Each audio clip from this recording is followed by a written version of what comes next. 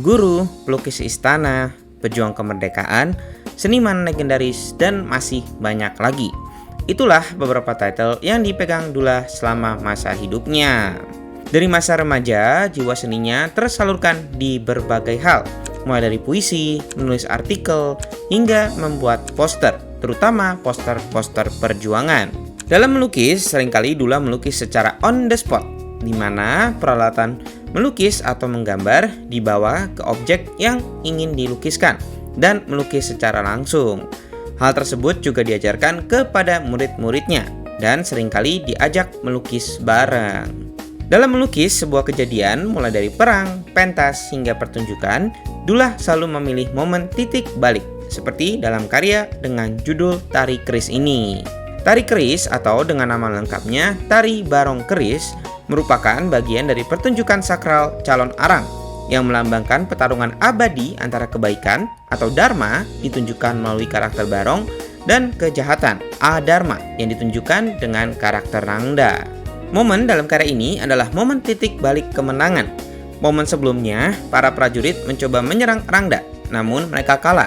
Ketika dalam kekalahan tersebut, sang barong datang membangkitkan para prajurit. Lalu untuk menunjukkan kekuatannya, para prajurit sedang menusukkan keris ke badan masing-masing. Dan momen tersebutlah yang diangkat oleh Dullah. Sehingga momen ini merupakan momen di mana sang prajurit telah mengalahkan kejahatan. Dullah menggambarkan momen ini secara dramatis. Dimulai dari seluruh tone karya, di mana dipenuhi dengan earthy tone atau tone bumi yang juga merupakan ciri khas Dullah. Melalui highlight, Dullah memberikan spotlight pada setiap pemeran tarian ini, dari setiap prajurit, rangda, dan juga barong. Dan setiap karakter digambarkan secara detail.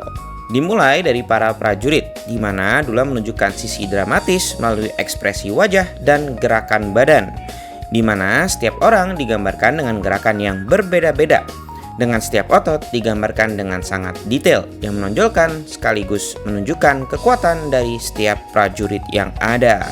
Rangda pada bagian kiri digambarkan dengan rambut putih menutupi seluruh tubuhnya dengan muka serta lidah merah panjang yang ikonik. Sedangkan barong digambarkan berseberangan di sisi kanan. Sang barong digambarkan juga secara lengkap, mulai dari muka yang merah beserta badong yaitu kalung emas di sekitar muka dan mahkota emasnya. Badan barong yang panjang hingga ekor digambarkan dengan warna orange.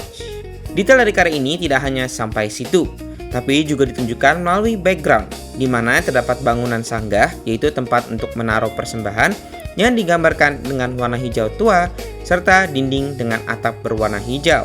Melalui background ini, karya yang dramatis ini juga menjadi sebuah rekaman jejak sejarah yang sudah sangat jarang ditemukan saat ini, di mana tari keris biasanya dipentaskan pada halaman pura untuk menyucikan energi jahat sebelum masuk ke pura untuk melakukan upacara adat.